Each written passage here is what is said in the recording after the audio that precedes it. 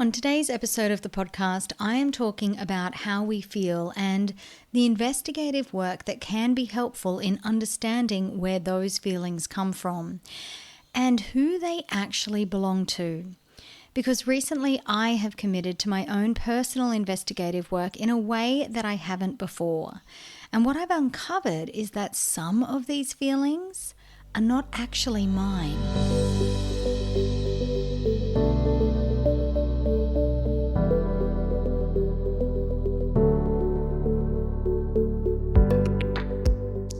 Hello and welcome to Live Mindfully with Laurie Moore. Today, as you're listening to this, I imagine that I am paddleboarding down the Clarence River in Yamba. So if you see me, wave hello. And whatever you're getting up to this week, I hope you are, as always, scheduling in purposeful breaks, time for stillness and silence. I hope you're feeling good about your mindfulness and that you are starting to see a shift in some of the habits and patterns within yourself that you are looking to change. So today I want to talk about how we feel and the process of recognizing where those feelings come from and if they are ours. And what I mean by that is that our external environment, how we grew up, how our parents grew up, all of these things shape our beliefs and our personality and our values. But all of these things are malleable, meaning if we notice something we don't like, when we expand our consciousness and drill down into our values, we can shift these things. If we don't like something about ourselves, we are 100% capable of changing this.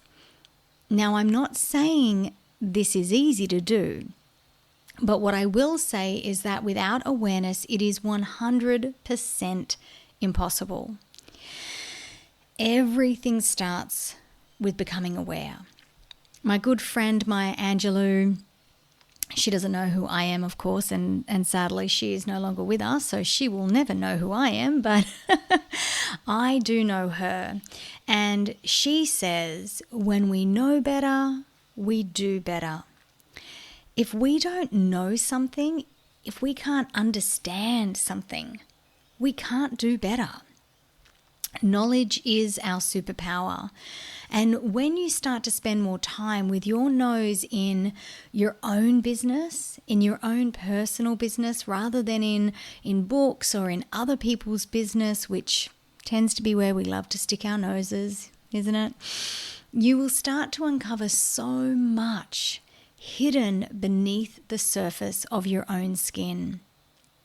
Stuff that is holding you back, stuff that is keeping you locked in patterns that maybe you watched in a parent or grandparent, and you want that behavior to end with you. And maybe it's just a bad habit you've picked up along the way. For me, there were things that I wanted to change, but they seemed too hard to delve into, almost too scary, to even review. There were things in my personality for a long time that I didn't like. And unfortunately, in these types of occasions, ignorance is not bliss because it isn't really ignorant. You know it's there. You're just choosing to pretend that it isn't. And sometimes this can be called the shadow. So about 8 years ago, I really started to dig deep. And I've been really good at doing the personal growth work, and I've been doing it for a really long time. But what I thought I knew about myself very much went out the window when I became a mother. And I truly believe that when you bring a child into this world or you adopt a child, you are also rebirthed. And you go on this whole new and often surprising journey of having to find yourself again. And if you don't have a solid, supportive network around you, that can be really frightening and it can be a really exposed place to be. Because you are now in charge of another living being 24/7 and you yourself now feel lost. So of late, I have noticed that 3 big tapes keep playing in my mind. The first is not feeling good enough. The second is this high level of uncertainty. I'm second guessing everything I do. And the third is that there isn't enough time left. There's this idea in the back of my mind that I've missed the boat. And if I really sit with these feelings, as I often do when things like this come up for me, I have a very strong practice of noticing feelings within now. I become confused because I don't know that they are genuine feelings for me, that they're my feelings. Now, initially, when I started noticing these feelings, I absolutely attached myself to them and I explained them away. I said to myself, well, of course, you're starting something new and it's so normal to feel like you're not good enough. Everybody feels that way. And I also thought everyone second guesses themselves and that's totally normal behavior. And thirdly, I'm turning 40 this year. And so I think I also felt like, well, it's completely normal. Maybe I'm having a midlife crisis. That's what this must be. It's all totally fine. Don't worry. It's all good. But this didn't seem good enough to me. I was definitely aware of these feelings and had definitely acknowledged them and had accepted that this was how I felt, which are my 3 main components of living a good life. When you become aware, you then acknowledge what is coming up for you, and then you come to a place of acceptance. But something felt off. I couldn't shift these feelings out of my body, no matter how much I journaled or how much I meditated or how many deep breaths I took. They were always just beneath the surface until about a month ago when I had this surprising realization. Now, going back to the first one, not feeling good enough, I didn't grow up in a tough household. My parents are incredible human beings. All 3 of us kids know we are loved and supported beyond measure. So not feeling good enough, that's a new feeling for me, if I'm honest. I've never been afraid of starting something new, and I don't even look at things that I've failed at as failings. I look at them like they were incredible teaching moments. So I'm not scared to start something new because I'm not afraid to fail at it. The second one, second guessing everything, this feeling of uncertainty, I think I'm learning a lot of new stuff, and let's be honest, I am putting myself on a public stage and opening myself up for judgment and criticism. So there is a desire within me for this podcast to be loved by you all and for me to be perfect at this and for it to succeed. Like I am obviously invested, and emotionally, of course, that's how I feel. I'm not turning up week after week because I don't care. I do care. And logically, I know I'm doing my best and that's all that matters. But emotionally, I think that's what's sort of overriding me here. And the last one, time is running out. I am turning 40 this year, but if I'm conservative and I really think about this again with my logical brain, let's say I live till I'm 70, and I think I'm going to live later than that, but let's say 70, that's another 30 years on this planet, which in my mind does not equate to time running out. And there could be other things playing into this, right? Biology, for example. There is also something known as time anxiety, this feeling that you never have enough time to meet your goals or that you're not maximizing the time you do have. And yes, I'm happy to accept that these are also things that could be playing on my mind. But here's my realization. None of this stuff is mine. When I decided to really dive into these feelings, and instead of acknowledging and accepting, when I instead decided to investigate why I felt this way, and I talk about asking ourselves why a lot. I truly believe it is an empowering place to be when you can stop before reacting and ask yourself why you feel a certain way. You will open up an entirely new world for yourself. And I realized that all three of these things are not mine when I started to ask why. Maybe they are intergenerational. I'm willing to investigate that they are possibly traits that I have, that have been passed down onto me. But more so than that, they are 100% definitely disproportionately displayed in society. They are in the messages I see around me played out daily. Almost everyone I speak to doesn't feel good enough in one capacity or another. Most of us are so consumed with second guessing that we don't even start the new project.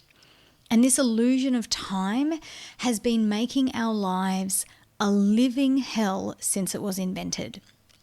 We are always rushing. We have very little patience, especially when it comes to our loved ones.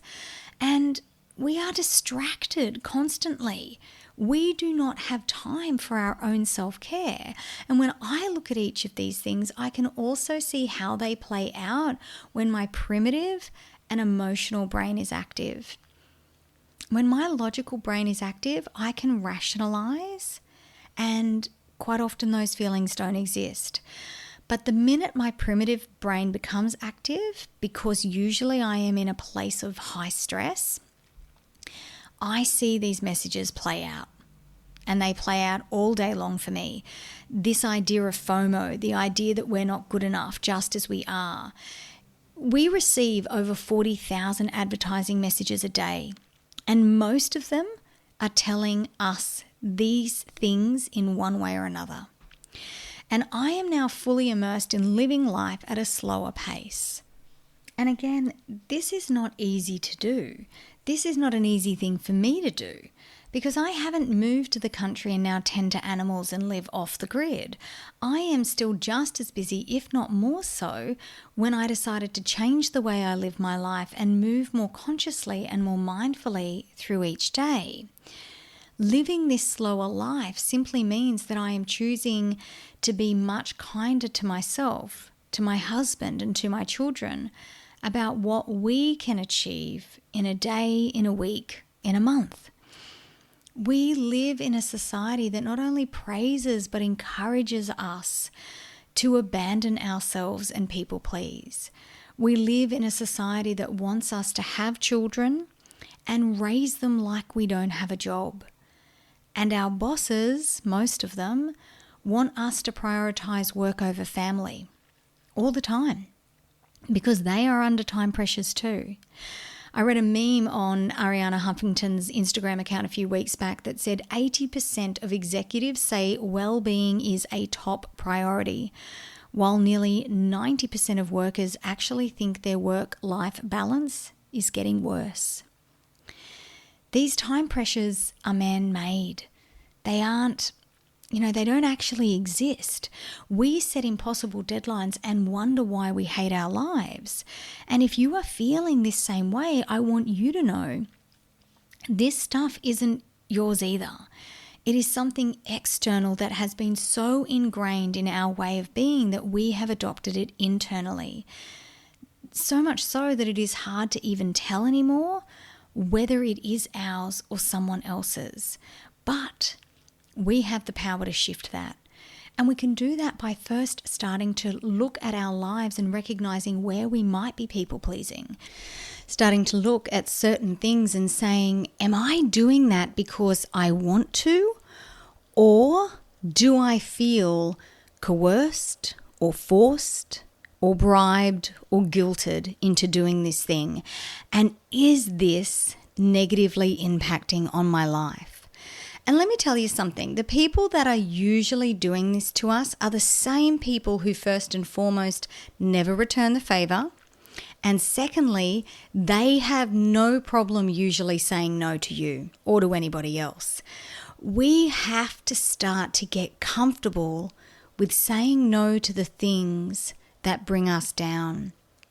We have to open up our calendars and really start to drill down on the rubbish we have piling up in there. The second thing, we have to start to manage our emotions better.